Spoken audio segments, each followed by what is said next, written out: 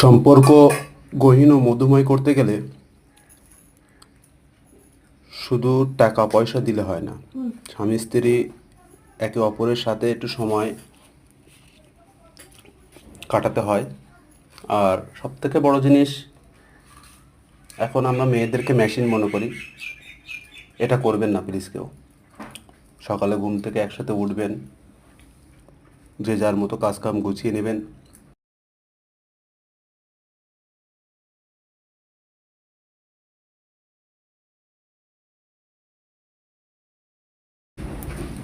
ঠিক আছে, সবাই একে অপরের সাথ দেবো এবং সংসারের সুখ শান্তির জন্য এটুকু অন্তত আমরা স্যাক্রিফাইস করব।